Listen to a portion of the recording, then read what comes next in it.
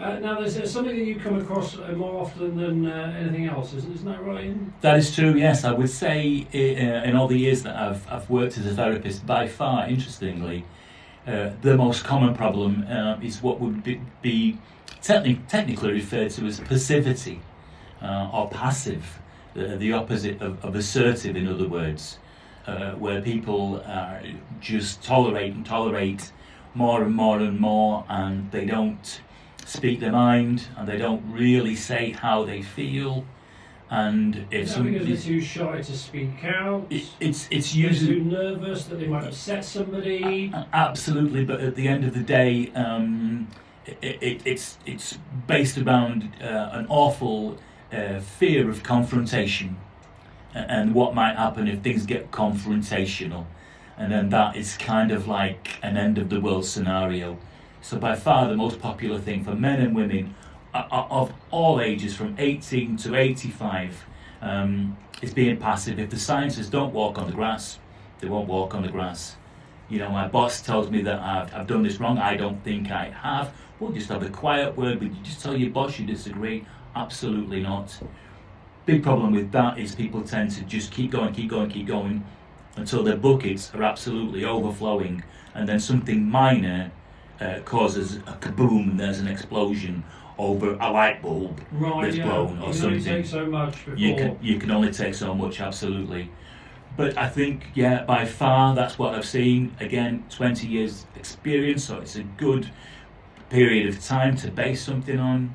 Being passive it is by far the most common thing. All kinds of anxiety, social anxiety, where people think that other people are talking about them, so they're very reluctant to go out.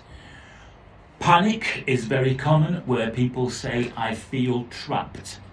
I can't go in an elevator, I can't go in a crowded place. It's very difficult for my partner to hug me because I feel trapped and suffocated. Usually that's got something to do with a traumatic event that hasn't been dealt with. But there's a big mixed old bag, but I would say passivity, being passive as the opposite of assertive, speaking your mind, I'm sorry, I want to bring my jumper back because it doesn't fit. That's by far the most common thing I've ever seen.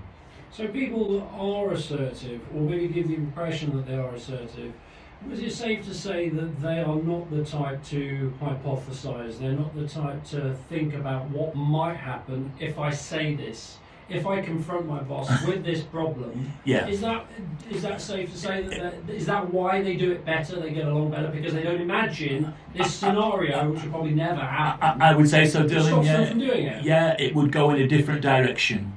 Yeah, it would. The scenario would unravel in a different direction, where the conversation with the boss is perfectly fine. So people who are more assertive, yes. For them, good for them. They wouldn't be bothered by a catastrophic scenario where they cause a heck of a fuss and a big hullabaloo and oh my goodness me, it will be just dreadful, really. Yes, right. Absolutely, yeah. Well, yeah. There we go. I hope somebody listening in right now just has that bit of positivity and confidence to march upstairs and tell that boss to stick his job up his fundament. That would be a very good idea. One example.